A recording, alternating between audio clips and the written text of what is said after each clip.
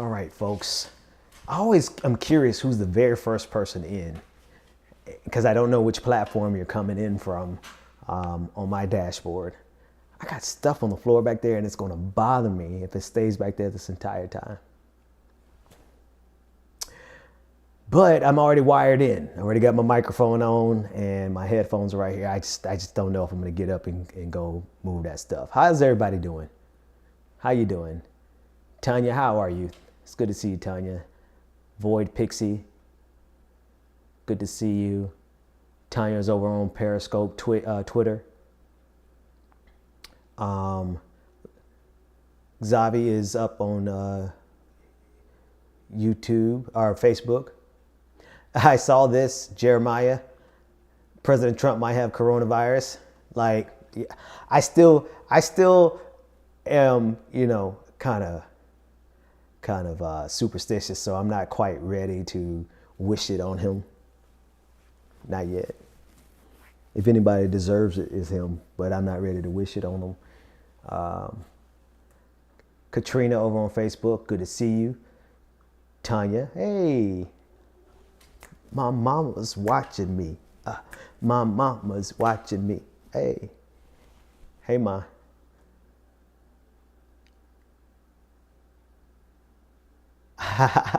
Wes is trying to listen to my podcast right now with Anand Girdadas. It's a great podcast. You should check it out. Go to iTunes and subscribe. And while you're there, leave me a review. Help me grow this thing. Actually, you know what I'm going to do? Because that thing's going to bother me back there. Let me turn this camera. It's still in the shot. I'm going to have to get up and go get that stuff off the floor. Am I OCD? Hey, Kimmy, how are you? Azora, how are you? Somebody gave some love to my mother. Said, hey, Miss Dixon, what's going on, Carrie? We got 643 people. Wow. And I haven't even shared it yet. We have Al Sanita said the Anand interview was amazing. Thank you.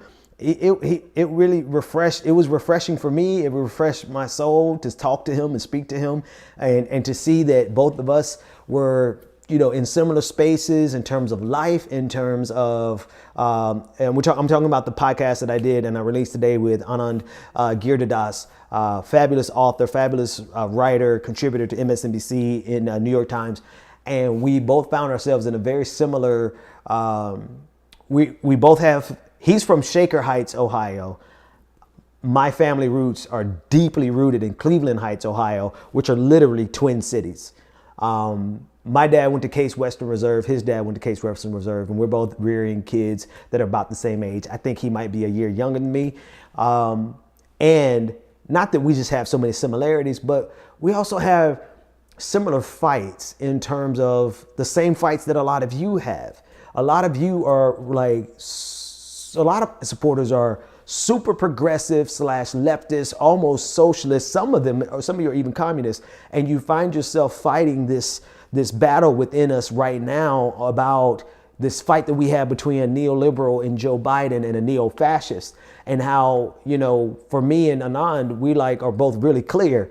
We would much rather deal with a neoliberal in Joe Biden than clearly a neo-fascist, but it's something that you actually have to fight to express in 2020, because there is an intentional effort by some good-meaning people. I want to preface what I'm going to say. What I'm getting ready to say, there's two categories, and I don't want anybody to mistake the two because of the respect that I have for those people that I know are well-meaning and they are trying to hold as tightly as they can to their principles, who can't bring themselves to vote for Joe Biden because he does not support enough of their politics. There are some really genuine, good, kind, caring, some of the best people who fall into that category. Please believe me.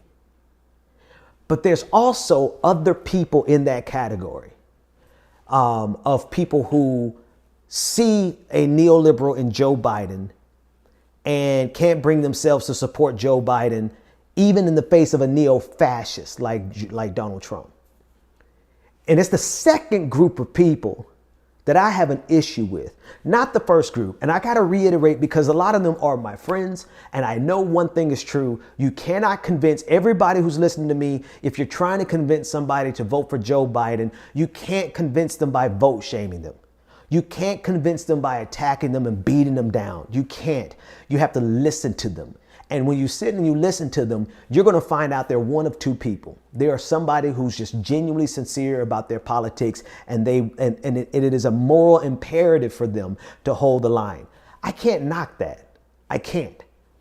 But there's another group of people that are, I believe, intentionally sent to confuse the conversation, to instigate divisions, to draw false equivalencies because it benefits them to do so. This is what I mean, and I hope that you hear me very clearly.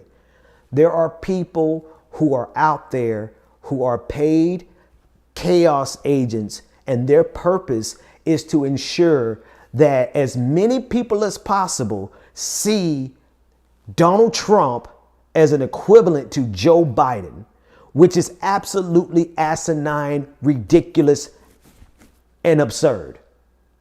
You cannot, in good faith, now what you can do in good faith is say, I know that this is a problem. I know Donald Trump is horrible, but I can't bring myself to vote for Joe Biden. You know what? I disagree with you, but I feel you. I feel you. But you cannot, and I'm not talking about that group. I'm talking about the people who sit back and act like they can't see the difference between a fascist white supremacist like Donald Trump and Joe Biden, who at a minimum is not going to send federal agents to kill you like they did Michael Reinhold.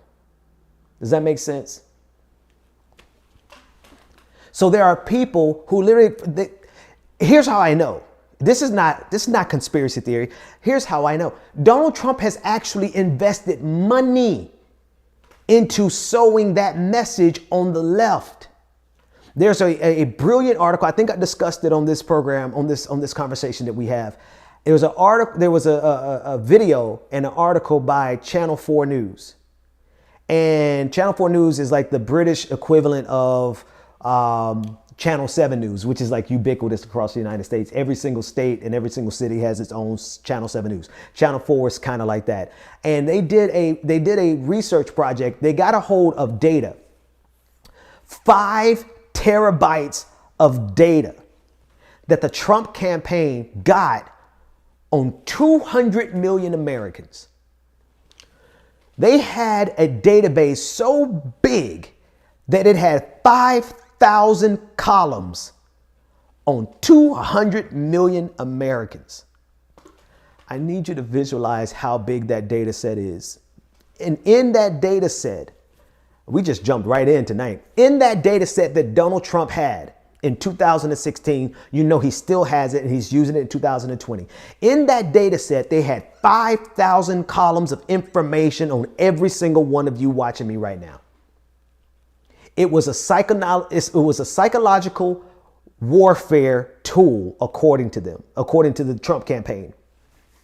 They know what you like, and you're wondering how they got it, right? They got it from Cambridge Analytica, which is a company that data mined from Facebook and got all kinds of information on what you like, what you don't like, what messages work for you, what messages don't work for you. They have a complete psychological workup on 200 million Americans.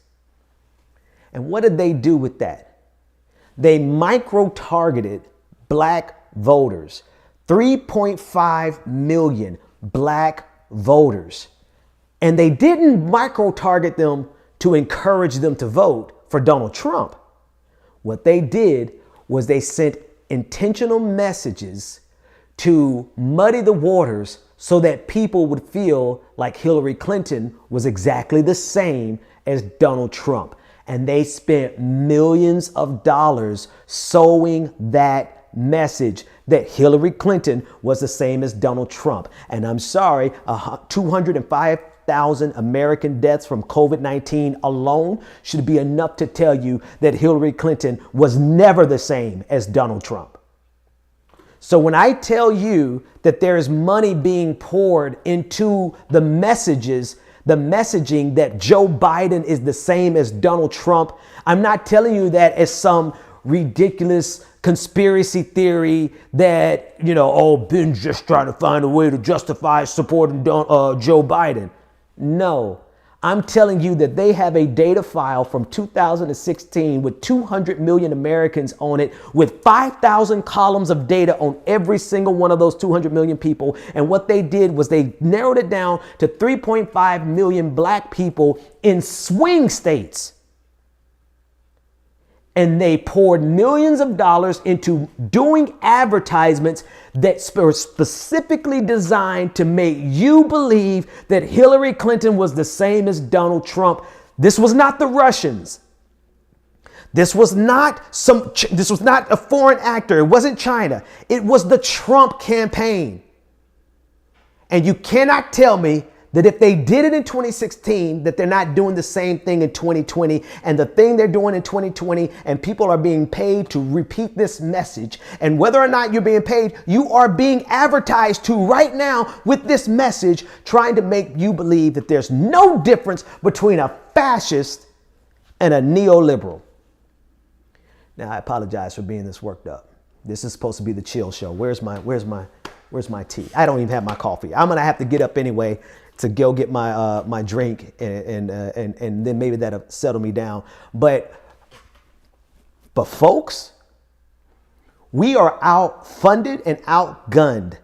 And we're outgunned in the sense that they are targeting, not Donald Trump's campaign is targeting the specific weaknesses in our coalition that we need to stop fascism.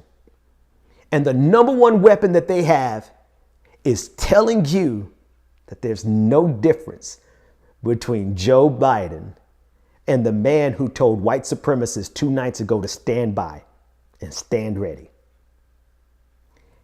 The troubling thing about it is that so many people believe it.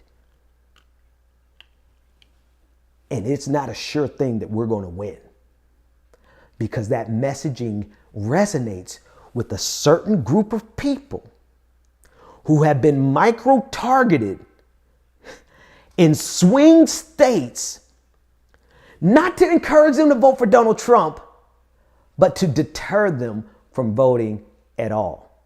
And you know who they're targeting, number one? Disproportionately so? African Americans, black folks, us.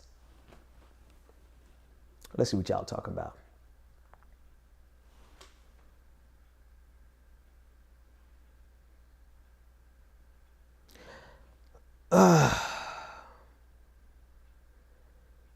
Mary, I agree.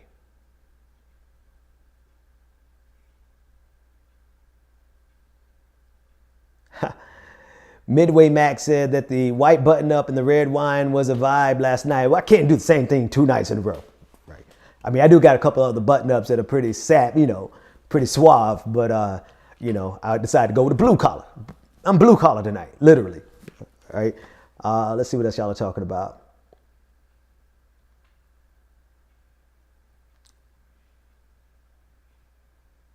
Oh, here's a good one. You're right. Luna Diana.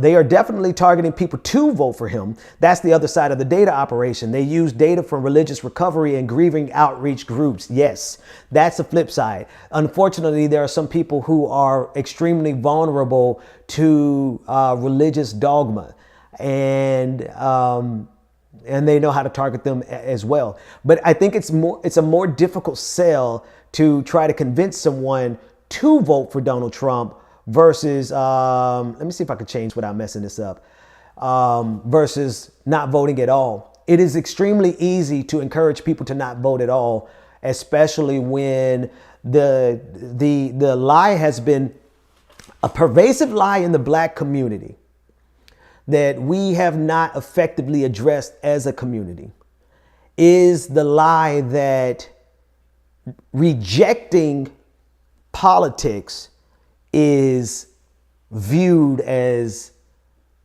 intelligence.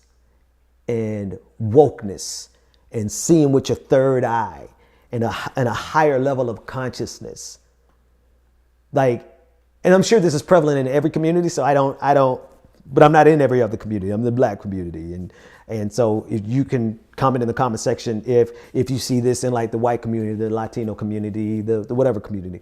But in the Black community, it's like an extra badge of nobility to say, oh, all the politics doesn't matter. Meanwhile, whether or not you keep your kid who has pre-existing conditions and you're finally able to get them health care because of Obamacare is literally on the verge of being snatched away from you. So tell me again how politics don't matter. But it has become a badge of nobility in the Black community to reject politics. And if you're in the barbershop and you say, oh man, it's all the same, somebody gonna say, yeah, it's all the same. And then be like, yeah, man, Democrats ain't no different than Republicans. Then somebody in the other corner of the barbershop gonna be like, that's right, man, they all the same, they all crooks. Right? So it becomes a badge of nobility and a badge of honor to reject participation in politics in general. And we have not overcome that false consciousness. We haven't overcome that false consciousness. Now, I will be the first to tell you that electoral politics ain't going to fix everything. But we're at a juncture in American history where electoral politics would really decide whether or not we have a country in 4 years or not. So if you think politics don't really affect you, just kind of picture 4 years in the future after Donald Trump has had another 4 years of standing by watching folks die of COVID-19 and another 4 years of standing by with his white supremacist groups and really pushing them to the edge of violence and this country to the edge of civil war.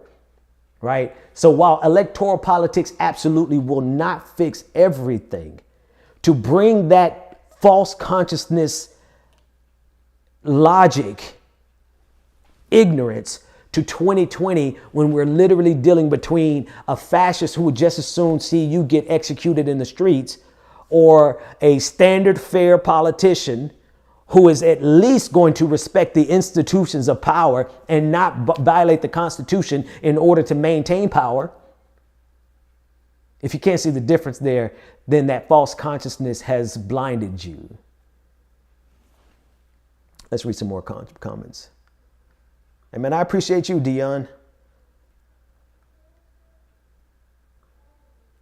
Another 4 years or a very long dictatorship. Weedy says, I miss not knowing a little about politics.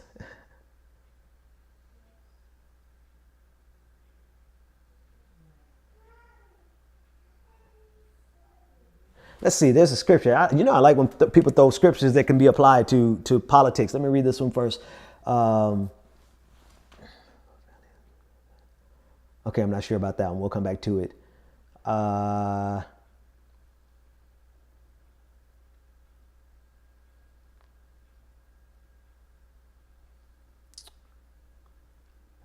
Luna, stay with these fire comments. Electoralism is a dirty word in some spaces.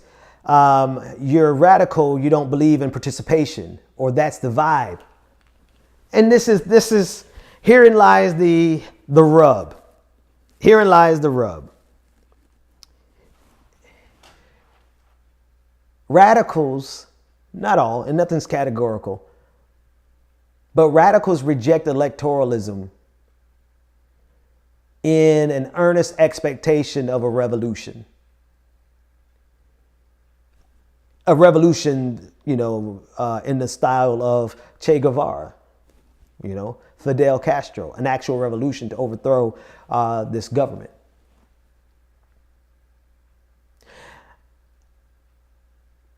I'm gonna be honest with you, I emotionally look at what's happening, particularly with COVID-19 and the way these bastards don't care about us at all. I am emotionally attached at times to that idea. Because it just blows my mind away that they could kill 205,000 Americans and not fear for their power. So I emotionally identify with that. Intellectually and in terms of my humanity, I move back from that edge. Every time I look at my kids, And every time I consider how that plays out, intellectually, I game that out because I'm emotionally attached to that. Because to me, anybody who presides over 205,000 deaths does not deserve to show their face in public, let alone maintain power. Okay? So I just want you to understand who you're dealing with. You catch me on the wrong day and I'll be out there with them. Okay? But I have a wife who regularly tells me, you know, she helps me stay balanced. I've got kids who I regularly look at and say, I don't want them to have 1 year of peace and then the next year we're trying to escape to another country as a refugee. So I emotionally identify with the idea of a revolution that a lot of radicals reject electoral politics as they wait for that revolution. That said, to me, waiting on the revolution is analogous to waiting on Jesus to come back and fix all of our stuff. What are you going to do in the meantime? What are we going to do if the revolution don't jump off in the next 20 years? We could have fixed some things. And we could have fixed them through not only electoral, presidential, federal level politics, but we could have fixed them if we ran for office and changed it ourselves on the local level. You feel me? Christians wait around for Jesus to come back. And my thing to them, this is why I don't, okay, you can probably tell I used to be a preacher. I'm not a preacher anymore. Two reasons. A couple reasons. One is because I cuss too much. The other one is because I used to ask questions that really made people uncomfortable. Because my question to the Christians was, what if Jesus don't come back for 100 years? What are you going to do in the meantime? Okay, what if Jesus don't come back for 1,000 years? What is humanity going to be doing in the meantime? What if Jesus don't come back for 1 billion years? Like, there are some problems that are coming up that if we are waiting on Jesus to come back and fix them and we aren't doing anything in the meantime, those problems will be here and would have destroyed us because we sat around waiting on the revolution. That's why I draw that analog. Because if the revolution doesn't jump off in 100 years, then we would have missed 100 years of opportunity of changing things through the system that is going to be in power in 100 years. Does that make sense? Ew, Corrine from high school. Faith without works is dead. Radicalism without work is dead. Radicalism without work is dead. Let me open up my file so I do not miss all of the super chats that are coming up and all the people who are subbing. Hey, shout out. I didn't even know we had that many subscribers. We have like 114 subscribers over on Twitch, which is like blows me away. And we've gotten a couple of new subscribers since then. B Craven Heart 69 has subscribed on Twitch. Badger Brother has subscribed on Twitch. Francis the Rogue, thank you for subscribing on Twitch. Texton, thank you for subscribing on Twitch. J376 subscribed with Prime. Again, you can donate your Prime subscription to my channel, which means you don't have to come out of your pocket any other money. What you do is out of that $99 that Jeff Bezos gets every year from you, 5 of that can come to this show. So it doesn't cost you a thing. If you have Prime, everybody who has Prime, go over to Twitch and subscribe to my show with Prime. It doesn't cost you anything. And we at least snatch $5 from Jeff Bezos one at a time. So J376, thank you for becoming a Prime subscriber on Twitch. LJ Super, LJV Super, thank you for subscribing on Twitch with Prime. Let me give another couple of readouts. Smack Talk 94 is gifting a tier 1 sub to my community, and they subbed it to Golden Moose. Thank you. So Golden Moose 1011. Thank you so much for receiving the gift, and Smack Talk 94. Thank you for giving the gift. Let me scroll over and get these super chats. Hang on. This is over on YouTube. This is from, okay, hang on. I'm messing up here, guys. This is on me. My producer has it all lined up neatly, and I'm losing my... Okay, I've seen a lot of people talk about COVID and the president being in quarantine. I'm terrified of the fact that he could have just passed it over to Joe Biden. We'll talk about that in a second. Deandra Clark, thank you for the super chat. Trump sold his soul. He's immune to consequences. I'm sorry. It took me a second to read that. Micah Gelfund, thank you for the $10 super chat. I appreciate it. He said, they said, thanks for the live stream. Keep up the good work. I first heard you on the Majority Report and have since subbed. Thank you. No name, 2 question marks on, okay, so I'll read this. See, this is why they have no name and they're anonymous. They will spend money to spread this message. They said Trump didn't need to try hard to convince people HRC was no different, like she had a 40-year record and tapes of calling people super predators. Hey, cool. I covered that myself. But guess what? The president of the United States 2 nights ago just told a racist, white supremacist, white militia to stand by for election day. They are coming to our precincts in the black community to intimidate voters. So if your brain is still calculating that, oh, yeah, Donald Trump is the same as Hillary Clinton, if you're still processing that, then we need to check your processing power. Better yet, forgive that. That has a tinge of ableism. Forgive me for that. Let me reject that. I'm gonna take that back and reject that because that was kind of ableist. I'm not gonna question your processing power. I'm gonna question your integrity. I'm going to question your motivation. Because you know what? It is a problem that somebody says something 40 years ago. But you know what's more of a problem? You know what's more of a threat? What's more of a threat is not what Hillary Clinton said 40 years ago. It's what Donald Trump said 48 hours ago.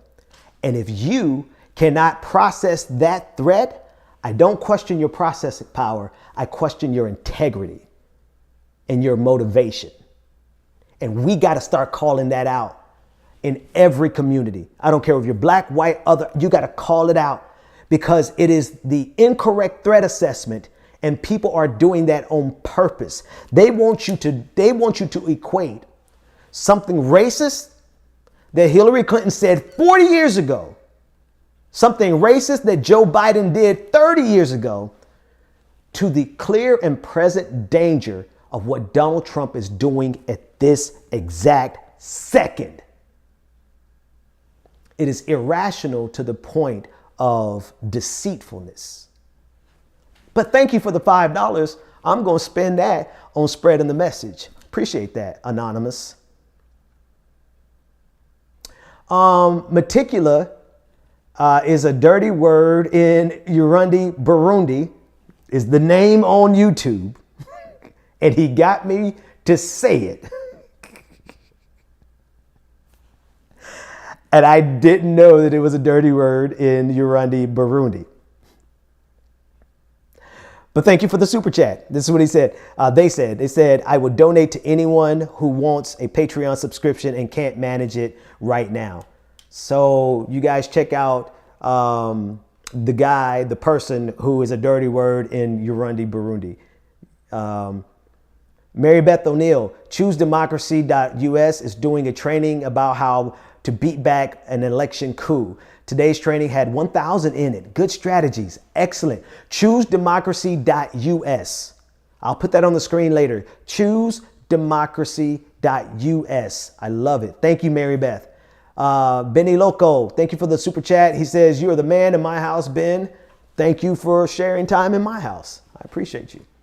Holy. Oh, well, see, I don't even know the SEK. I just saw, it just said $200. I just saw 200, so I thought it was $200. I don't know what that conversion rate is. It could be 2,000 or it could be 20 cents. I don't know. Whatever it is, thank you for it. Keep up the pressure. The hammer always breaks before the stead. Sorry. Gio Francois said, great show. Read more theory, bro. We're not waiting for the revolution to believe in organizing instead of participation in bourgeois democracy. I feel that. I feel that. And I'll just leave it there. I feel you.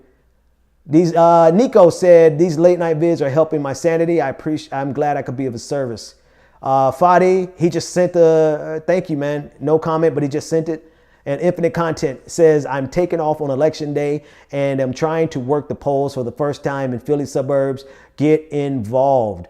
Get involved and protect yourself. Make sure that you are wearing some protection in terms of COVID-19 and maybe in terms of the Second Amendment. BB Tanya, on Twitch, said, these people who think capitalism is okay are going to wake up to a bad day. Okay. I don't disagree with you. All right, let's keep rocking. And again, I want to pause and actively reject and apologize for my own ableism. It is definitely something that I'm still working on. And I am grateful I have friends who call me out on it on a regular basis. And I hope I caught myself on it before you guys have to jump in my DMs and tell me. So I'm pulling it back. I'll pull it back. All right, let's go. Let's talk about Trump and COVID-19. Hope Hicks, who oddly enough left the White House, but then came back to the White House.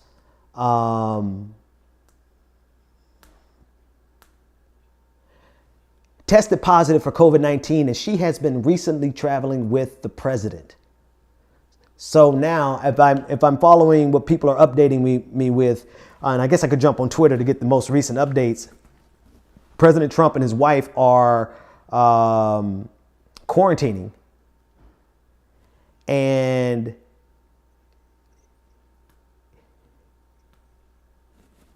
I mean, so the question is like, what if he gets sick and dies?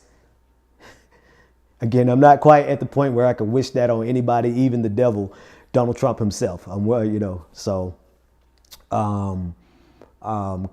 I'm still trying to make it out of this thing alive. And I just feel like I don't want to jinx myself or anybody in my family. So I technically, in theory, wish him the best, in theory.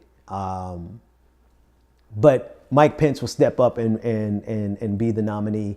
And if Joe Biden caught it from being with President Trump, being around President Trump a few days ago, because the thing was they were inside and Donald Trump was yelling the whole time. So Donald Trump's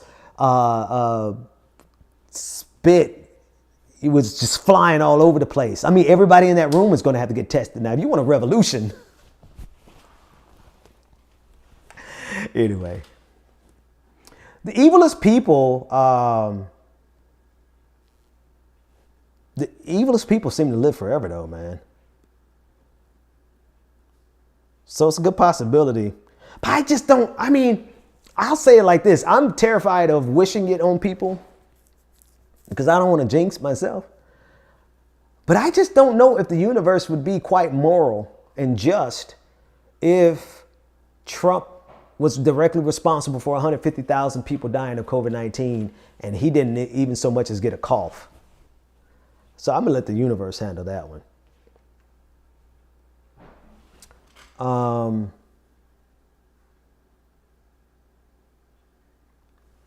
Dylan said his last $5 just got dissed. I'm not sure I followed. Did I say something?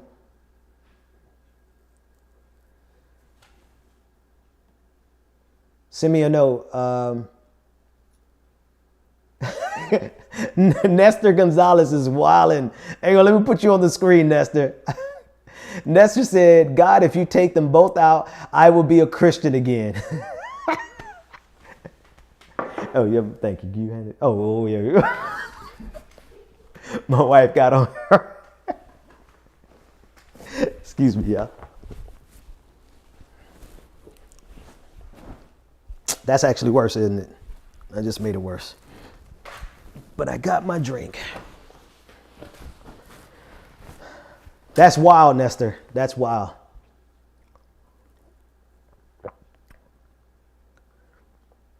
Could someone be, yeah, Think about this. Think about the rallies. Think about all the people who came up to shake Donald Trump's hand at these rallies. 2020 has been wild enough that the whole country could be appended with a lot. And having Donald Trump's ignorance be the source of taking out any number of people he's been interacting with. Mitch McConnell, Amy Coney Bryant, the nominee, any number of senators.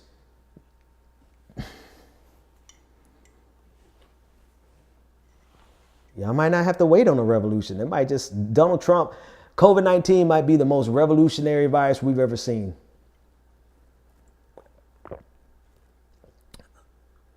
Oh, I skipped it. Well, I'm definitely going to find it. My producer is probably putting it in the chat room now. And we have a chat on the back end.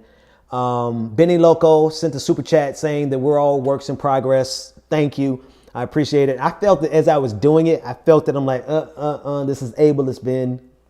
Got to do better. So I am going to do better. And I think I've done better by actually identifying it in the moment. It was just too late for me to catch it. I usually catch my own bigotry before it slides out, but that one kind of got out. So, but thank you for understanding. Susan Bradley Scoff sent, I'm not sure what the currency of DKK is. I guess I could Google it, but thank you for sending that. Fadi sent another one. Thank you. He said, it's funny how you said you have to jump on Twitter to get most recent news updates. We're living in a weird world. Yeah, I definitely, I mean, because I follow Fox News, CNN, New York Times, Washington Post, and I get their notifications. So I get it as soon as they publish it. I get it. So yeah, the same anonymous person sent another $5 and said, and I'm gonna be fair, I'm gonna read this. It said they voted for HRC. They're not the same, but they weren't distinct enough for people to make that distinction. That was my point. But be an a-hole, dude. Well, I am an asshole for sure. I've always been an asshole, and my wife will confirm that. But your name is anonymous, which, come on. Come on.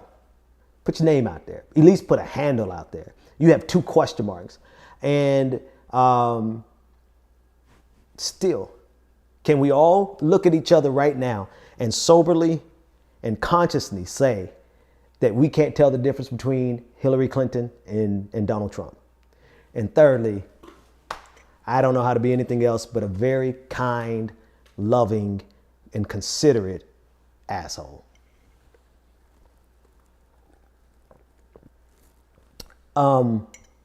David, do me a favor and track down Dylan Thompson's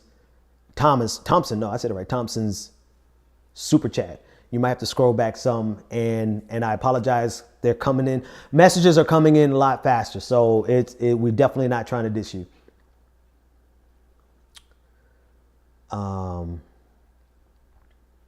Solidarity with the assholes in the audience.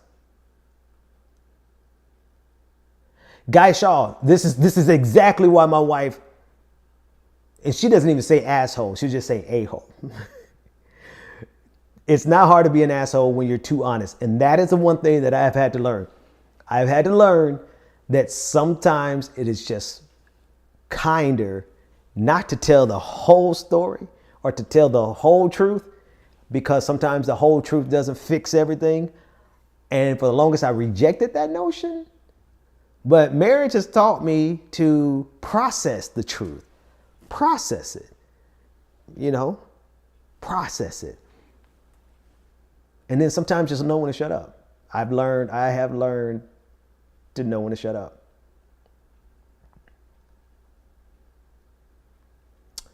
I am Siler. This is interesting. Bernie Bros voting for the 94 crime bill. Bunch of racist. I think you meant plural. Racist with an S. But that doesn't compute. Again, the threat assessment. What's more dangerous to your life right now if you're a black person? Joe Biden's 94 crime bill, or literally having armed white militias traveling around the country at this present moment, maybe it's not a threat to you if you're not voting. Maybe that's what it is. Maybe you're not concerned about Proud Boys because you're not going to be at the polls when the Proud Boys are there with their AR-15. And the fact that the president of the United States is actively recruiting 50,000 citizens to show up to the polls to be poll watchers. And that a lot of them are coming with their weapons. And they're doing it in the name of white supremacy because the president of the United States can't even bring himself to condemn it. So much so that Fox News has been slamming him all day. Fox News, the greatest propaganda machine in the history of propaganda machines, on behalf of right-wing conservative and even white supremacy, they're like, wait a minute. Our white supremacy is supposed to be a dog whistle, you dummy. Fox News is so mad at Donald Trump because he's taken their white supremacy from being a dog whistle to being, stand by. Proud Boys, be on standby. Come on, man. You guys are wild.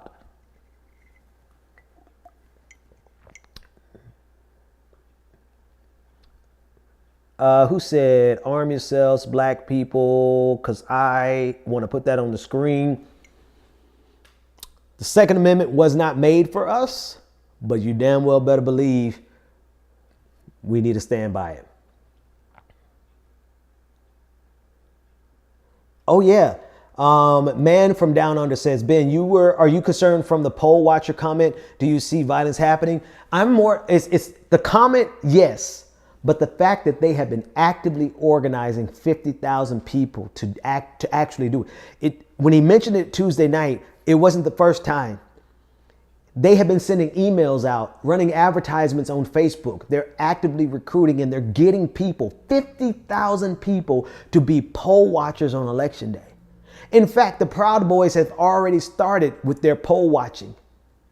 In poll watching, you should understand, poll watching with racists and white supremacists with AR-15s, that is voter intimidation. Now, you put together a bunch of racist, middle-aged, midlife crisis white dudes with AR-15s who never were important in anything else in their life, probably were rejected by many women and probably couldn't, they're probably incels.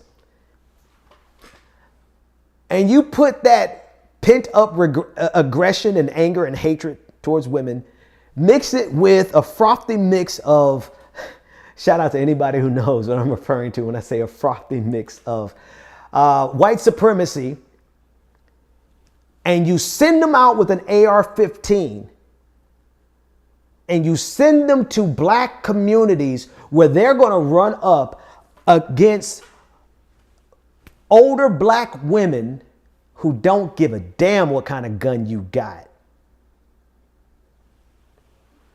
It is an inevitable confrontation that the president of the United States is inciting, and not only inciting, actively organizing.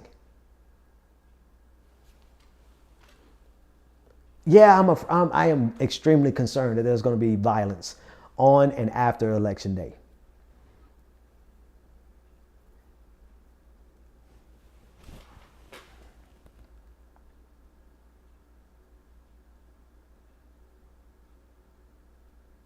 Yeah, I'm really concerned. But here's the last part about it. Thank you, Michelle. Vote. We can't lay down our rhetorical or literal arms. We can't bend the knee to their suppression tactics. We can't allow them to intimidate us. And we can't do it even in the name of peace. This is the collision that we're on. The collision that we're on is a collision where we have a resolve in ourselves now that is rooted in the fact that we are right, that we're on the right side of history, that we're on the right side of justice. I don't care how much they think they're right. I don't care how much somebody is streaming right now to their side, telling them we're right. You know, I'm sure there's a conservative out there doing right what I'm doing right now, talking to their audience saying, you are right. I don't care what objective observer will look at it and say, well, this black guy is over here telling his progressive audience that they're right, and this white guy is over here telling his conservative audience that they're right. And an objective observer would be like, I can't tell the difference. Maybe. But when you cut to the core of the issues and you actually take the time to engage in good faith and you lay out on the table what we stand for and what they stand against, truth is on our side. Justice is on our side. We are not wrong. We are right.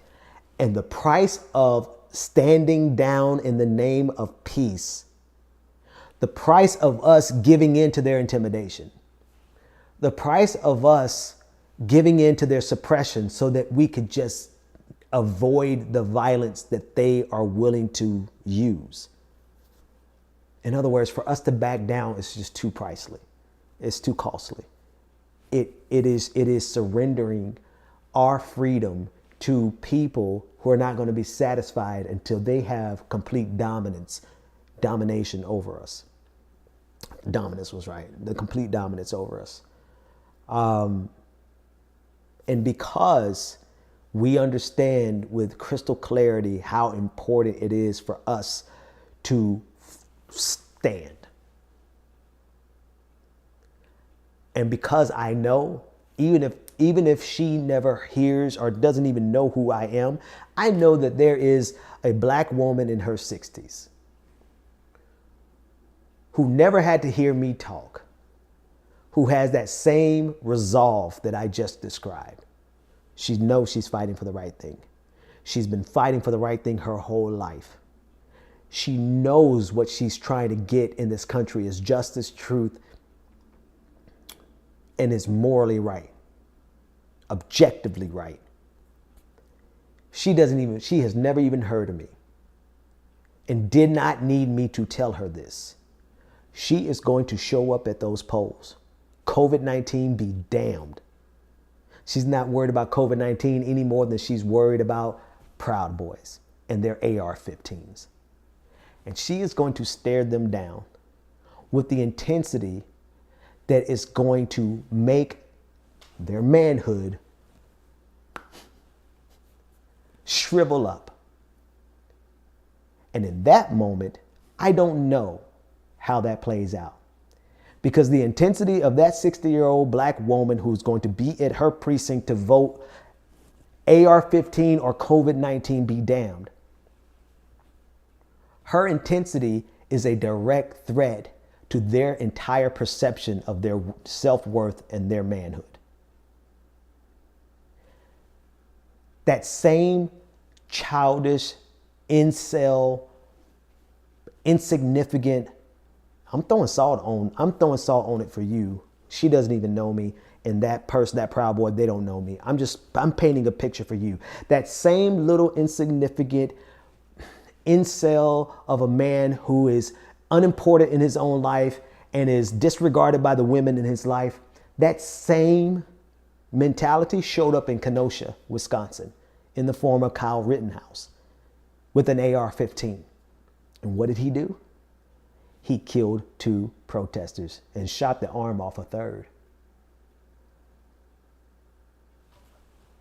I don't have the ability to stop the confrontations that are coming. I just have enough foresight, and I know enough about life, and I know enough about aggrieved manhood. I know enough about men who have a disdain for women, and I know enough about the spine of steel of women in general, but black women in specific, that if these dudes show up at a black precinct and run up on one of these black women, don't get me wrong, black men will be there. It'll happen with some black men for sure. I know, obviously, it's going to happen with some. But when it happens with a black woman and her, I need to use a phrase that is kind of, because I haven't really created a phrase to replace it. So what I'm getting ready to say is kind of rooted in misogyny, and it's only because I haven't thought of a better way of saying it.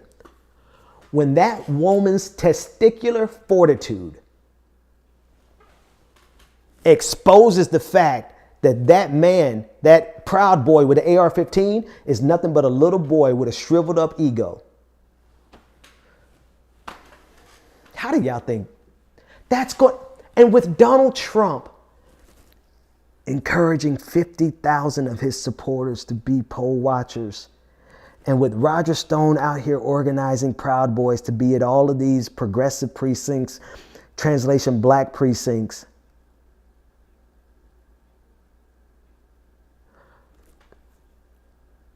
so black folks, arm yourselves, protect yourselves.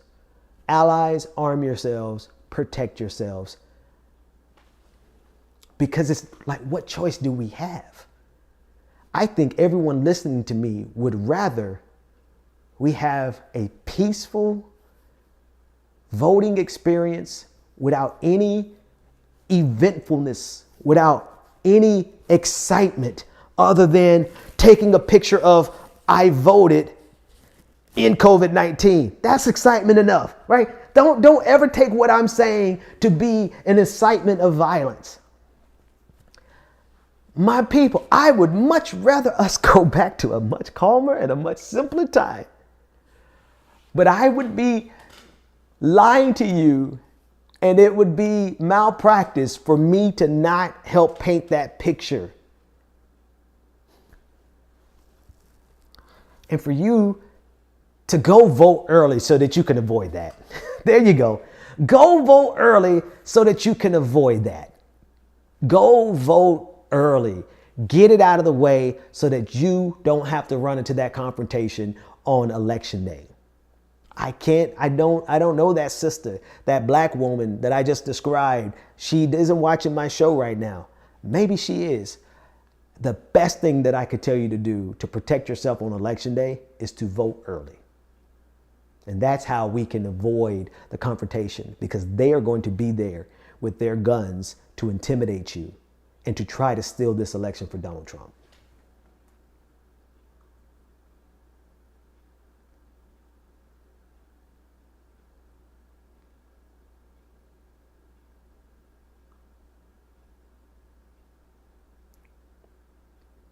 I'm reading your comments.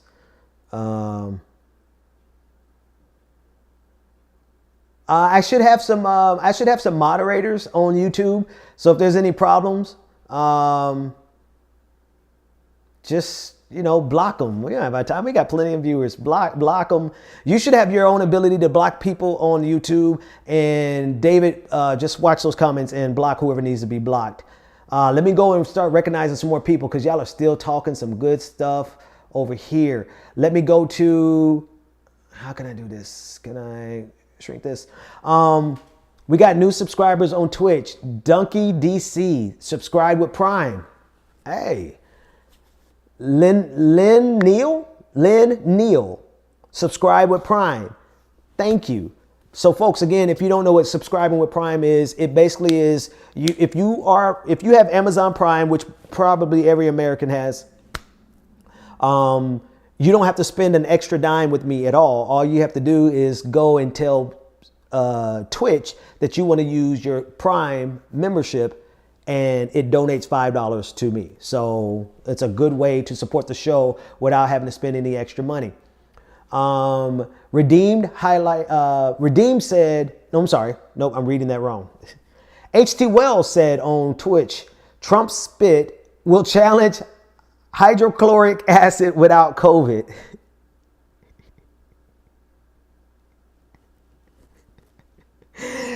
Bad Rongo said on Twitch, what are the chances Donnie tries to inject bleach?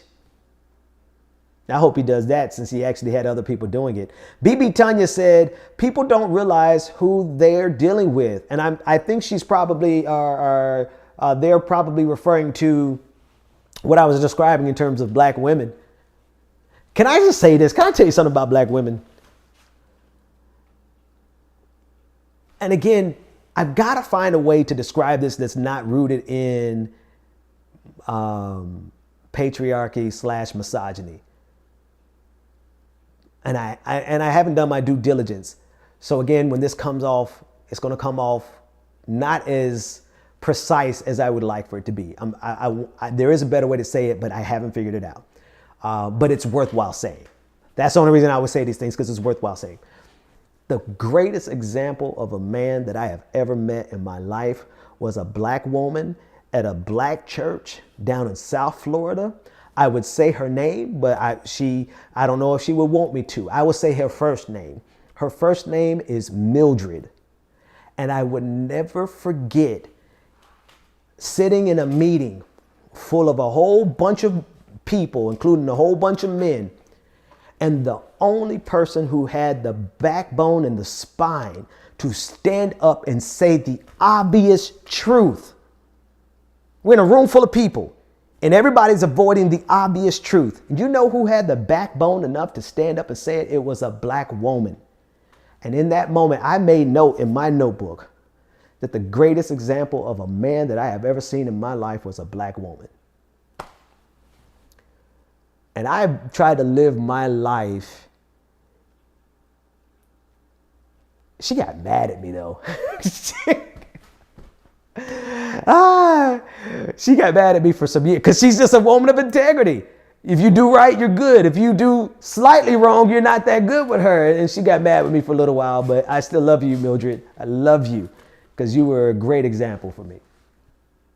No wine tonight from Nefti Boricua. No wine tonight. I got a little something else in the cup. Infinite Content wants to know, can we talk about Tim Scott's ruckus of the week, bid trying to cape for 45 earlier today? I can get around to that. I'd have to get the clip and play the clip so everybody can know what's going on. Shelby sent $20 as a super chat for the cause. Stay well, wear a mask, socially distance, and take care of each other. All of that is important, but I want to put emphasis on the last part, Shelby. Take care of each other. Love each other. Show kindness to each other. Susan gave me the super chat, another super chat, giving me the conversion rate. She said it's only about $5, but if it helps, it absolutely helps. It just absolutely. But you know me, like I got a small YouTube channel, so when somebody sent like I see DKK 200, I'm like, oh, I got excited. So $5 is plenty. Thank you, Mr. Meow. Why do you think no one of black media is covering the reparations bill that passed in California? Because I think I covered it a little bit in one of my shows that I do. And it's almost like I got to see it to believe it. Like, because the governor in California has been vetoing some bills that are very progressive. So I just need to see if this make it past, if this is actually going to be signed by the governor. We'll get to it. Kimberly McNaught, sending some love from Western Australia. Thank you so much. Stephen Veterano on Vetrano, forgive me for messing up your last name, on YouTube. He just sent in $5. CB3, Ben, help. I'm a black progressive and my best friend is a black Trumper. Suggestions. I'm gonna have to come back to it. As soon as I recognize the rest of these super chats, I will come back to it. Yeah, man. AB said, did I see suppression in Texas? 1 drop box per county. I did, and I'm going to talk about that too. Penelope. This is a different thought. What if Donald Trump loses the election and then decides to tell all of our national secrets to the Russians or other enemies of the U.S.? What's to stop him? Treason? Being charged with treason? He's not above being charged with treason, which has a penalty of death. Now, I doubt we'll execute him, but, he'd need a presidential pardon from Joe Biden, which I'm pretty sure we can convince him not to give him one, especially if it's treason. The other question was the voter suppression in Texas. And then CB3 asked me about his black Trumper friend. Bro, ignore them, man. I'll be honest with you, I'm not even going to go deep in that. Ignore them and go convince 25 other of your friends and family members to go and vote for Joe Biden. That's the best thing that you could do. Don't cast your pearls before the swine. Because of anybody who supports Donald Trump at this point is not acting in good faith, or they have tapped into a side of their humanity that revels in this. Let's be real. Like, I think some people are acting in good faith. It's just what they believe in is malevolent. It's evil. They get a joy. The cruelty is the point. They get shits and giggles out of the evilness of that Donald Trump demonstrates. So don't cast your pearls before. Don't invest time in them. Go invest time in people who can be saved. And I don't mean that in a spiritual sense, but I guess it kind of came off that way. But I was really thinking in the sense of like, these are the same people who reject the reality of COVID-19. When I said it, I meant COVID-19, not the Bible. There are people, and there's a correlation.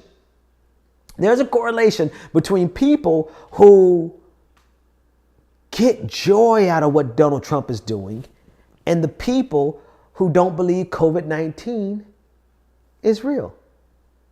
If you draw a Venn diagram of those two, the overlap is going to be about 90%, if not more.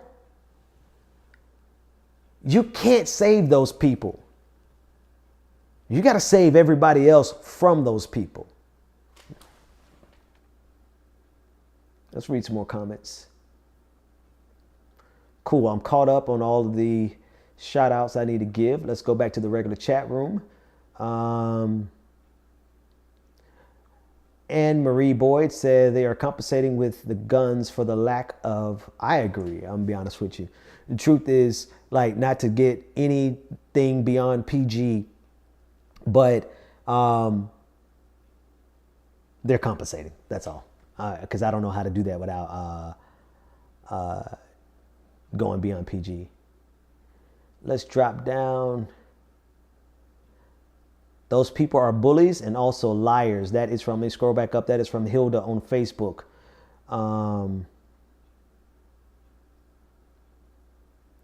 Barbara on Facebook. This is a great point, Barbara. This is what's so sad about it. They try to kill us with their stupidity. And Ben, yes. People like to say we're being dramatic. But this is not hyperbolic to say this is a matter of life and death. I have no doubt in my mind, people, no doubt whatsoever in my mind, that if Donald Trump was not president, there would be at least 150,000 people alive today that are not. I'm going to assume that with a novel coronavirus, that we probably would have lost about 50,000 people anyway. I have no scientific basis to make that number, to give you that number, other than to say it is the incompetence of Donald Trump that has exacerbated that situation. And so I'm spotting his stupidity, 50,000, saying that, okay, COVID may have caught about 50,000. Can you imagine? Let's just pause for a second. Could you imagine the impossibility of Hillary Clinton getting reelected if she presided over 50,000 deaths from COVID-19? Can you imagine the unrestrained rage that Lindsey Graham would be speaking with every single damn day on the Senate floor if Hillary Clinton presided over 50,000 deaths from COVID-19? The way Mitch McConnell would be giddy with the opportunity that he would have to get rid of and make Hillary Clinton a one-term president if she presided over 50,000 deaths.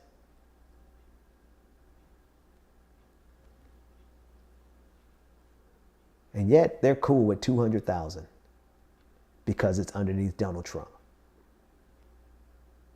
This is the sociopathy that we're dealing with. This is the callousness that we're dealing with. This is the complete and total disregard for human life that they have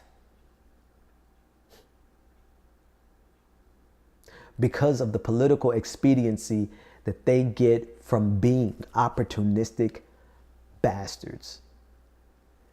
And the fact that it is more expedient, they have access to more political power by ignoring 200,000 deaths.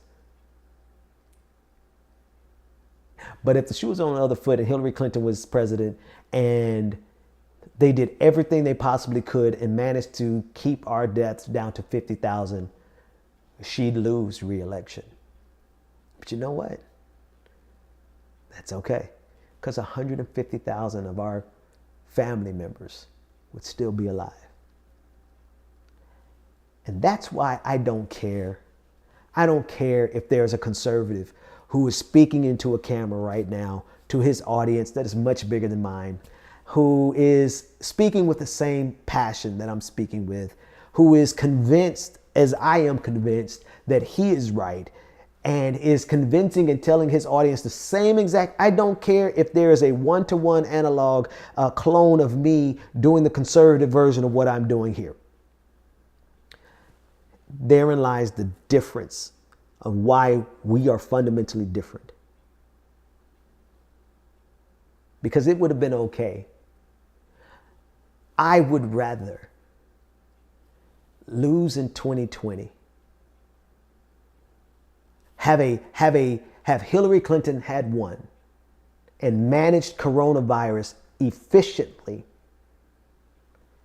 and still lost 50,000 lives because it's a novel coronavirus and we have no therapeutics, we had nothing. So 50,000. But her ego would have gone second to the need to be an efficient manager. I don't know if Hillary Clinton is inherently good. I don't really care if she's inherently good, but I do believe that the efficiency in her would have trumped, no pun intended, her ego. And that she is not a sociopath to the extent where she would kick back and watch 200,000 Americans die. So I'm confident. I don't say that she would have done a good job because she's a good person. I would say she would have done a good job because she's an efficient person. And Republicans would have been in an uproar and declared that it is the end of the world because we lost 50,000 lives under the watch of Hillary Clinton. And you know what? Hillary would lose in 2020. But I'm confident that every single one of you listening to me right now, talk back to me and tell me if I'm right. I'm confident that every single one of you would rather us lose the White House in 2020 in exchange for those 150,000 lives back. And that is why we are fundamentally different. And I don't care how much somebody is saying the same exact thing that I'm saying, but saying it to conservatives to convince them that they are right. The fact of the matter is they don't care about that difference of 150,000 lives. I do. And my presumption is that you do too, because you're here listening to me.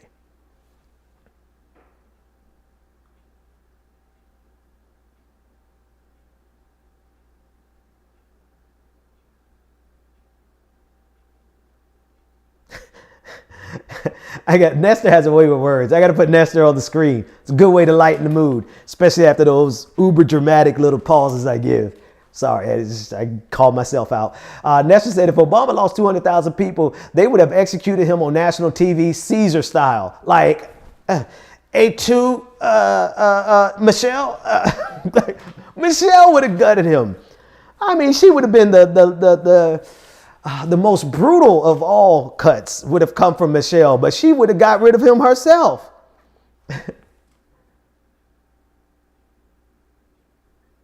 And it's very simple. Yes. Like I went through a lot to explain it in the most simplest forms in the base form, but this is accurate.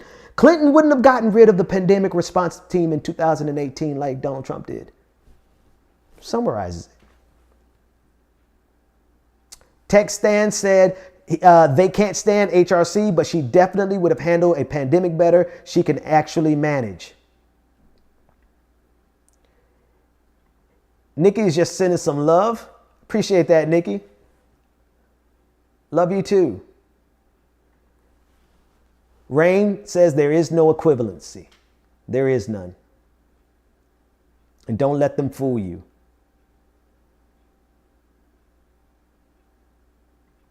Say, I love you, but I gotta, you know what? I'm going to go back and I'm going to personally find it. If my producer don't find it, I'm going to personally find it. But I want to give a shout out to Dylan Thompson. And I appreciate you. I most certainly do. So thank you for the super chat, and we will go back and we will personally find it. And if I don't, and if my producer don't find it, I was going to joke and say I'm going to fire him, but I'm clearly not going to fire my producer over that.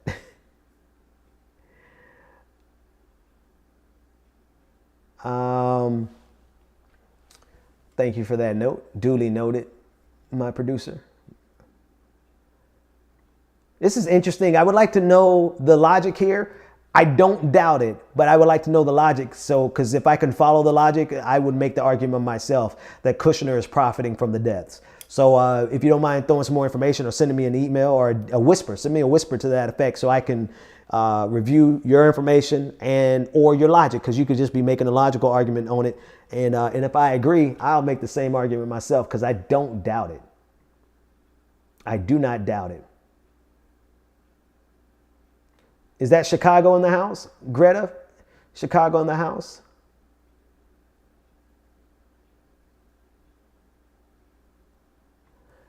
Strictly Rocker says, I have voted Green Party in every general election since 1988, but I'm considering voting for Biden now. I appreciate you taking that consideration, because I know how difficult of a decision that has to be for you. And it is one that obviously is, I've already said it, difficult, right? It's a challenge. And I honestly have to say, me getting to the point where I am now, where I'm vocally advocating for everyone who can possibly vote for Joe Biden to do so, the way I got here, it took a damn pandemic. It took a pandemic for me to be like, hold on. We can't play this game. We can't draw the equivalence. I got to lay down my ego, my personal ego. And it's not that it's an egotistical thing. It's just I got a lot of ego too. That's why I can recognize ego in other people. That's all. I have to lay down my own personal ego. I have to lay down my willingness or I have to lay down my concern about losing followers, because I've lost, 3,000, 4,000. It's a rounding error. No.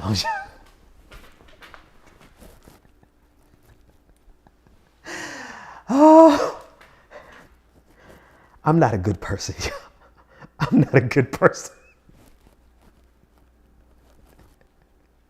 But it's a rounding error. God forgive me for being such an asshole. But I had to lay down my concern about losing followers.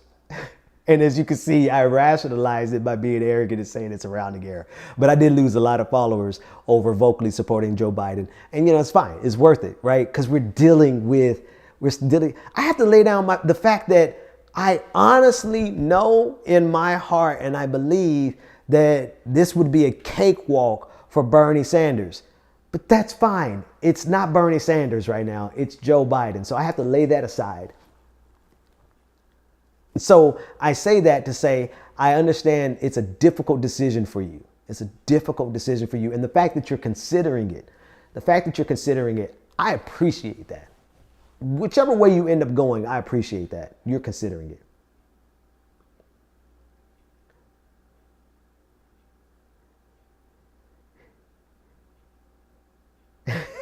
I appreciate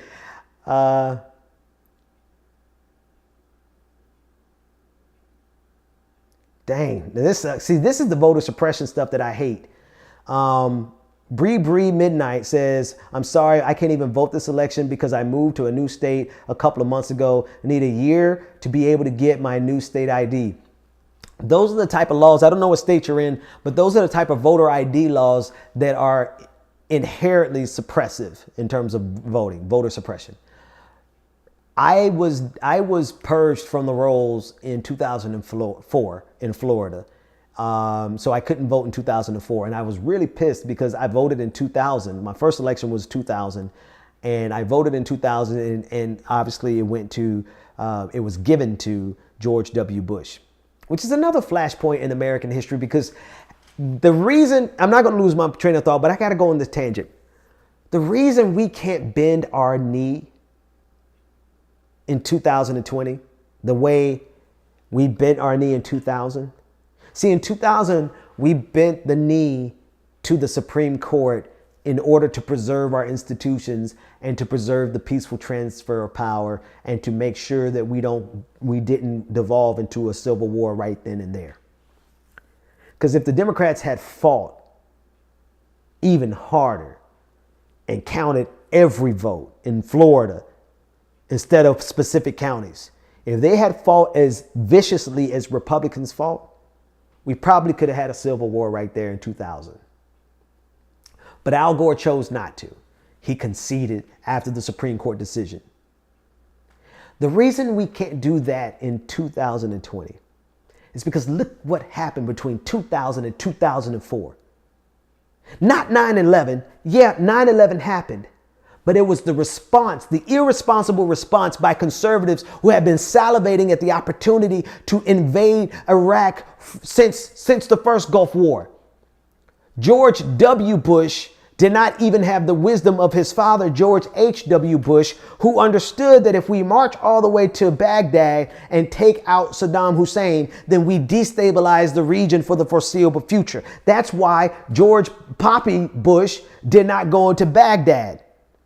George W. Bush, being the cavalier cowboy wannabe that he was, too stupid to check his own vice president, Darth Vader. I had his name on the tip of my tongue, and then I called him Darth Vader, and I can't see him as anything else now. Dick Cheney. Listening to Dick Cheney destabilize the entire Middle East, and in fact, I would say the entire global system for generations to come. Literally, we're still there. People are like Obama and his endless wars. Yo, hey, it started under the Bush and they continue under Trump. It's not Obama's fault. It is the fault of the 2000 election because we did not fight. We did not fight as viciously as Republicans did. And we didn't fight as viciously as Republicans did because we did not want to destabilize our political system any further than it already had been in 2000. But by not doing that, we let a man get in power in George W. Bush who destabilized the entire world for the foreseeable future. There are children who were born on 9/11 who are now fighting in those wars.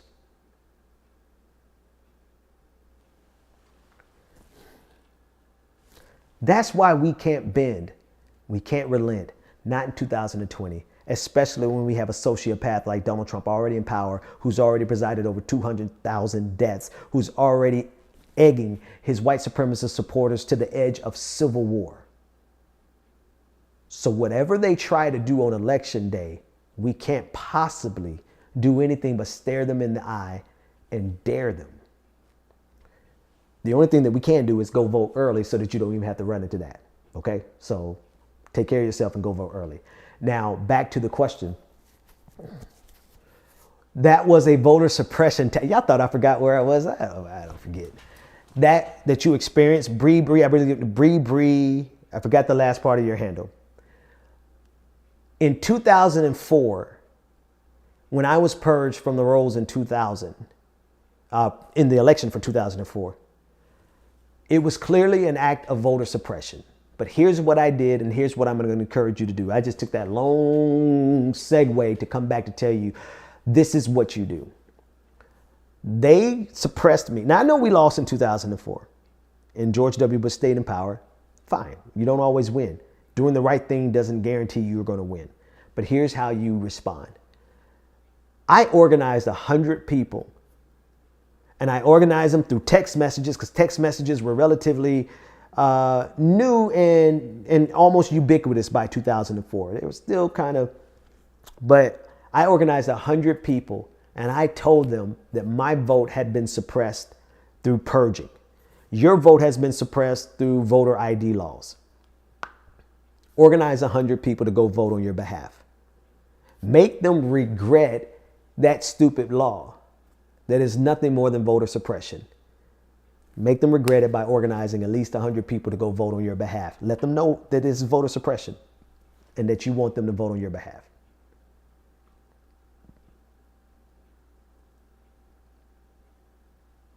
Let's see. Reading y'all questions. Let me go back and give the shout outs here. Oh, a lot of stuff.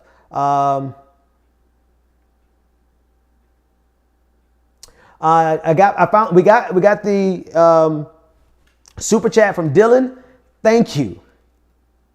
And my producer he's excited because he put, I found Dylan, exclamation point, exclamation point. Dylan says, regardless of how this circus shakes out, I'm a socialist because I give an F about humanity. Thanks for all you do, brother. I told you we're going to find it. And yeah, to be sure, I believe in what I believe in because I give an F about humanity. Absolutely. And that's why I don't, if they call me a socialist, cool. That's how I self-identify. They call me a communist, whatever. What I'm fighting for is right. Period. Point blank. Benny Loco, he is committing treason as we speak. Speaking of Donald Trump. Absolutely. Thank you for the super chat. Aaron B. I'm not going to mess up your name like that, Aaron. Republicans have come out with, quote, here's every time Trump denounced white supremacy, quote, end quote, leaving out the fact that he was pressured to do it and often said, quote, I denounced that. Couldn't even call it by name. Accurate. They're scrounging up every example, say, oh, he denounced it, but no. He can't just look at the camera and say, white supremacy is evil, and I condemn it in every sense of the word. Thomas Cruz says, would I interview Killer Mike? 2 Bernie supporters. He says not to concede to Second Amendment solely to the right to the mentioned Socialist Rifle Association. Yeah, I've actually had a chance to interview him on the Thursday night show I do with my friends, my colleagues, Marcus Farrell and Mondale Robinson, called Political Thirst Trap. And I've been working out because I got to be able to live up to that name, right? I can't be political thirst trap and not confident in how I look. See how I fix that at the end. I'm trying to be right all the way around the board. Andreas says, thanks from Central Europe. Benjamin, your channel is now my daily morning dew. Hey, man, I appreciate that. Thank you for watching across the pond. Belinda Huff sent me a super chat saying, keep it up. Fadi is still sending in the love, man. Thank you. He said, tell someone that has lost a loved one to COVID that we are being hyperbolic. The insensitivity is unbelievable. Man, you're so right. Nico said, I live in Texas. They're worried about Harris County in particular. There's a bigger story here, but no one listens to me about this. Nico, are you talking about, because I thank you for bringing it back to my my memory and to the forefront. Are you talking about the fact that Governor Abbott, who has shut down drop-off locations and offices for people to drop off their ballots for whatever reason? I don't remember the justification. Whatever the justification is, a lie. But what I do know is that he is pressuring teachers to go back into the classroom in Texas, because I have 2 siblings that teach in Texas. And right now we're scrambling, trying to figure out how we can replace their income so that they don't have to go back into the classroom in this sociopathic state run by Governor Abbott. So he's going to shut down voting offices for you to turn in your ballots, but open up the public schools during a damn pandemic. This is the sociopathy that we're dealing with, folks. And this is what always pushes me. If you want to know what always pushes me to the edge of saying an actual factual revolution is needed, is the fact that they are so cavalier with our lives. I need you to become a supporter of my show so that I can fund my siblings, so that I don't have to go ballistic if something happens to one of them. I need y'all to help me keep me out of jail. Keep me alive and out of jail. Because if something happens to one of my brothers or sisters, my blood brothers and sisters, because of a decision one of these politicians makes, I don't know that I can keep I don't know that I'll be able to bring myself back from the edge that I live on all the time. The edge that I live on all the time is the fact that I extend my empathy towards every person that has lost somebody. And the only thing that's keeping me sane is the fact that I'm able to keep my family safe. But I've got some sick, sadistic, twisted, malevolent, evil politicians in Texas, in Mississippi, in Alabama, who are literally putting the lives of my blood siblings at risk. And I take that as a threat on their lives.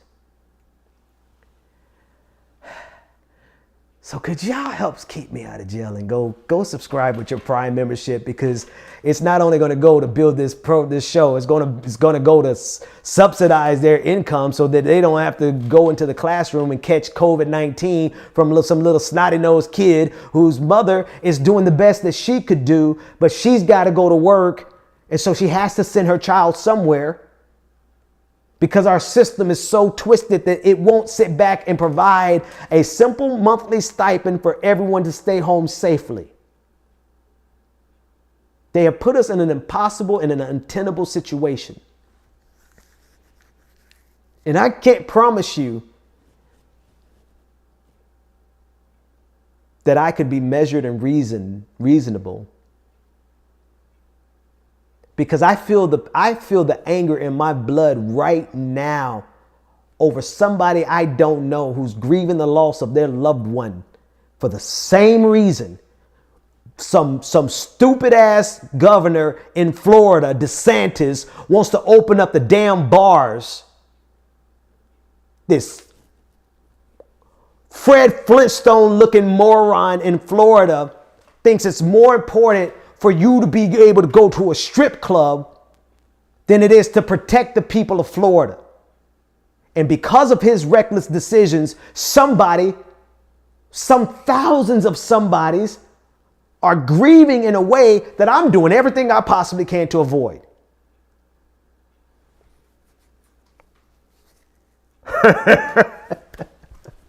Let me get off that before I scare y'all away. Okay, hang on. Let me move on. Let me woosah. Help me, Jesus. Help me, Holy Ghost. Help me, Jesus. I need the kindness and goodness of the Lord to soak down on me, because I am the one. I will be as malevolent to them for the right reason as they are malevolent to us for the wrong reason. And the only thing that keeps me settled, the only thing that keeps me measured is my family. It is my family. It's my family. Play with me. 19 Jim 95 said, I told you I'd catch you live. Best $5 ever spent in a while. Chicago's in the house. Thank you. Dylan is back with another super chat. Thank you so much, friend. He said, gee, socialism is expensive. He said, socialism is expensive around here. I'm not going to read the second half of your super chat because I appreciate your $5, but you ain't going to insult my producers. Not my man who's been with me, but I appreciate your $5. Examine Everything says, Trump and Melania going into quarantine right now. Hope Hicks has COVID. Big news. Yeah, but I'm here with you guys, so that's why I'm not like scrambling to do a short video on it. Bose Einstein said, send a super chat. Thank you. Said, I see via science anti-greed equals fulfill the basic human needs and coexist with all living beings in cosmos. I am working on a 0-point energy replicator. Now, I can't say that I understand everything that you said there, but the part that I resonate with is fulfill the basic human needs and coexist with all living beings in the cosmos. You know why? Because we have no other choice. Because the other choice is self-destruction. And capitalism inherently won't let us. Just had to say that for all my socialist friends in the audience. But if we can't find a way to take all of this unbelievable wealth that we create to create a baseline to make sure everybody has enough, we're going to destroy ourselves. And if we can't find a way to coexist with everybody, except those people who don't want to coexist with us. The tolerance paradox is Karl Popper. We as a society that is built on tolerance, we have no requirement to tolerate the intolerant. Because if we tolerate the intolerance goal is to undermine our tolerant society.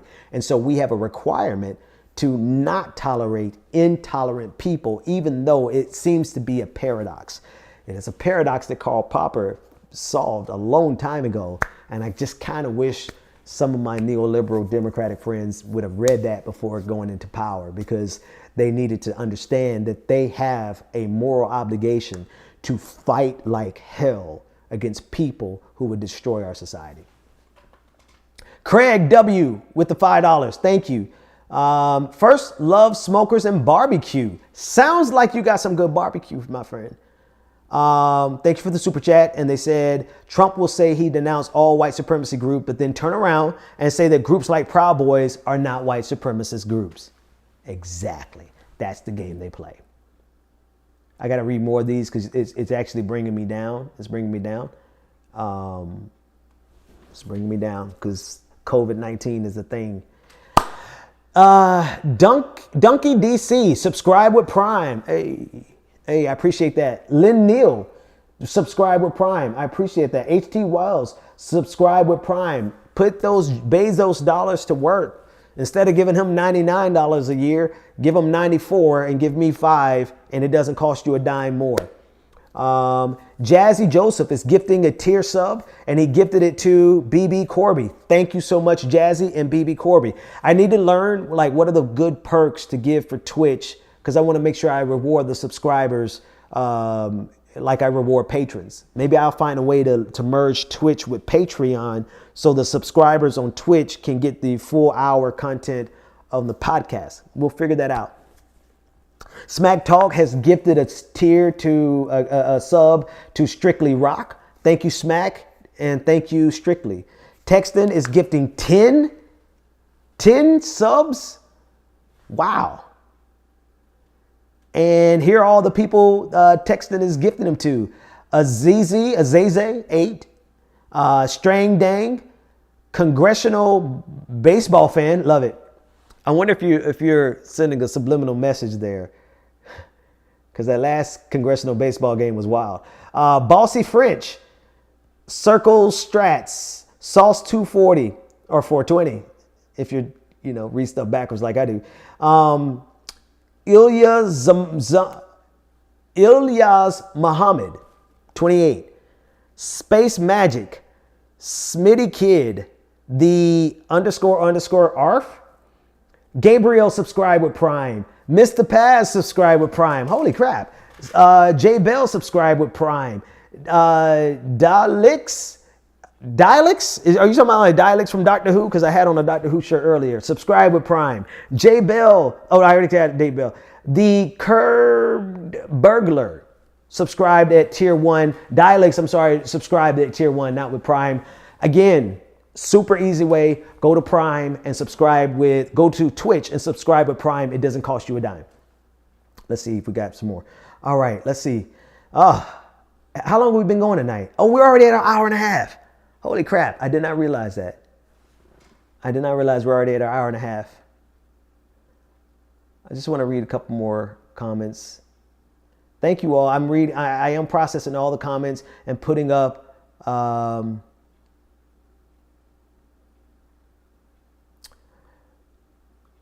So Good Karma wants to know how to subscribe with Prime. I don't know the actual technical process of doing it because I haven't done it and I'm brand new to Twitch. But if somebody in Twitch would share with them how to subscribe with Prime, I would greatly appreciate it. I'm curious about this because I watch the Majority Report all the time. Anastasia Beaverhouse wants to know if Congressional Baseball Fan is the same one who messages into the Majority Report, because I'm a big fan of the Majority Report.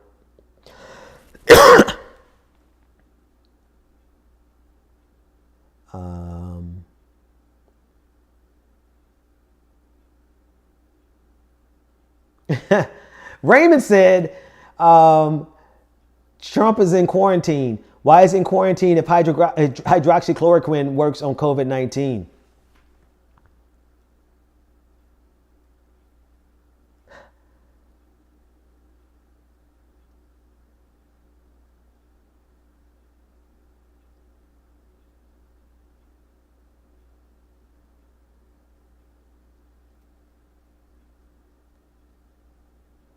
All right. I'm really sad to hear this. I wasn't going to read this for reasons that you'll understand. They want to know if I know Sean King, the mixed guy who organized the Ahmaud Arbery, Breonna. Yeah. Well, let me put it back on the screen because the second half, I do know Sean King and I know him well. He has his own. The bottom half, he said his wife and 5 children have all contracted COVID-19, and he's upset. He doesn't know how they got affected because they practice every good health practices. So, man, I wish nothing but the best to them, and I pray that it is asymptomatic and that they have no side effects from it, because I don't wish that on anybody. I don't wish that on anybody. I can't even bring myself to wish that on Donald Trump. Thank you for telling me that. I would not have known.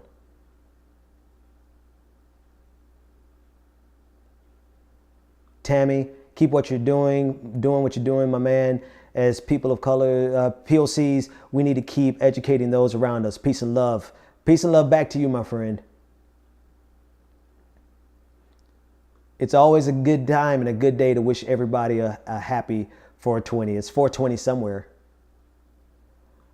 Marcy says she's got to figure out how to subscribe or Prime. Go to Twitch, and in the conversation in the chat there, I just believe that someone is educating everybody who wants to know how to do it, because I don't technically know how to do it. I don't know the steps. Yeah, I'm really unbothered by Sean's family getting COVID. I'm going to reach out to him. I'm going to reach out to him.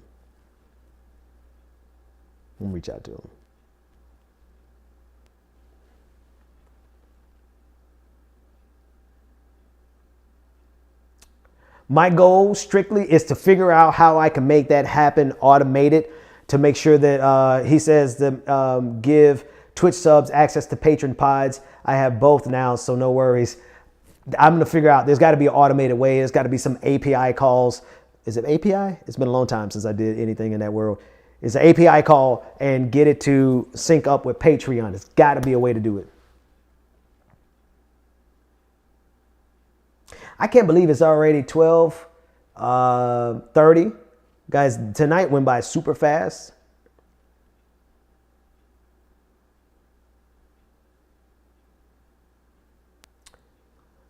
No, Ambria and my homies with Sean, we've done work together and we no longer do work together. And regardless of whatever, I am hurt to hear that they have contracted COVID-19. I am serious about that. Like, we don't work together anymore. So you could read between all those lines, but regardless of whatever is in between the lines of what I'm saying, I pray a speedy recovery.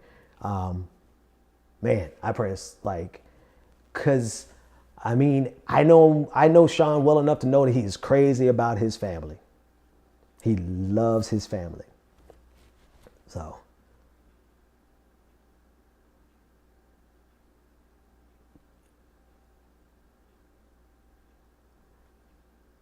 So folks, no, okay, I want to answer this question. This is a good.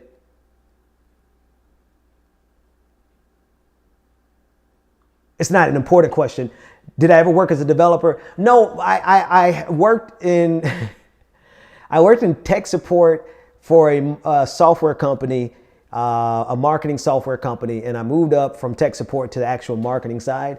But in the tech support side, I had to understand how to troubleshoot API calls to a certain degree.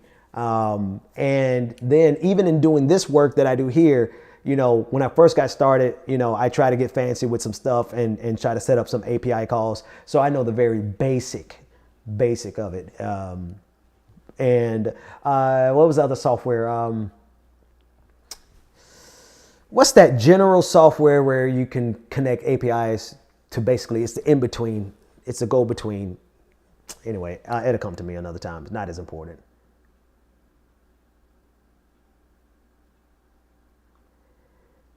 Should get a hold of David Packman. I should. David has been really supportive of me since day one, so I'm going to check with him and see how he does it.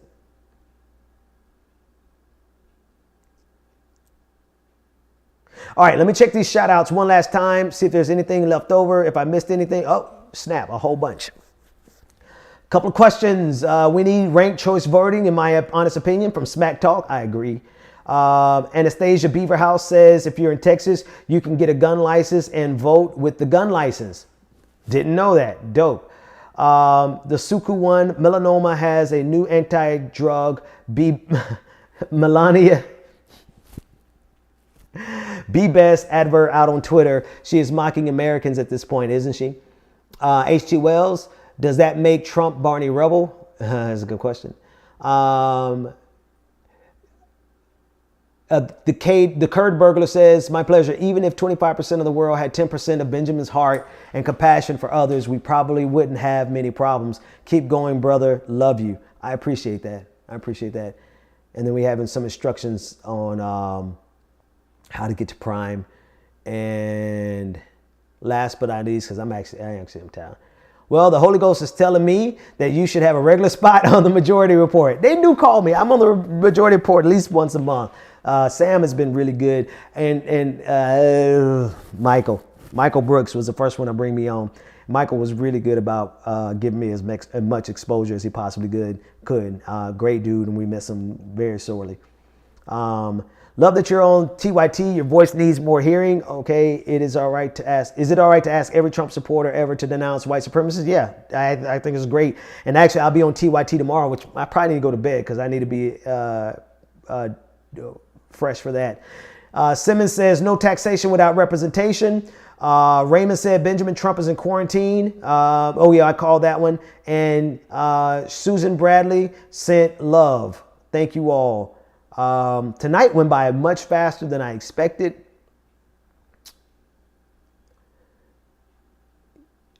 And Lonely Soul can't wait to see me on TYT on Tuesday. I'm pretty sure, I got to check my calendar, but I'm pretty sure I'm on tomorrow. And RIP to Michael Brooks.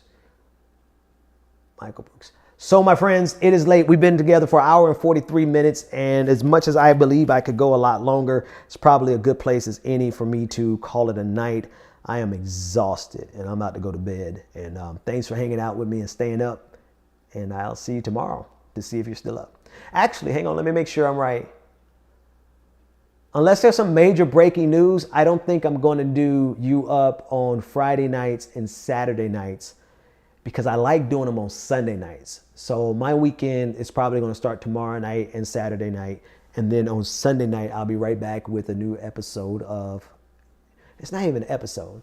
I don't even want to call it a show. It's a vibe. It's us spending time together. So I'll be back Sunday night to spend more time with you, unless there's some breaking news. If there's some breaking news, I'll be right here. And if the mood hit me, right? There's no set schedule. If the mood hit me and I got something that I feel like I need to share with you, we'll be back whenever the mood hits. Somebody asked about a patron party. I don't have the juice to do a patron party every week, but I will have the juice to do it. We're going to do it at a minimum once a month going forward. And anyone who subs on Twitch, you can come to the patron party. And apparently there's a lot of people who want to join and become a member via YouTube. I've been opposed to it. But if you're more comfortable becoming a member right on the platform that you use, I think there's an option for that on YouTube. I know there's an option for that on YouTube. I just haven't activated it. I will If enough of you want to do it, I will clearly activate it. And I believe that there's an option on Facebook. So if you feel like you're more comfortable supporting the show through YouTube directly or through Facebook directly, just let me know, and we'll get those things up and running. So my voice is wearing out and my energy is wearing out. So I'll see you guys. I'll see everyone. I'll see you soon. Take care of yourselves. Love somebody.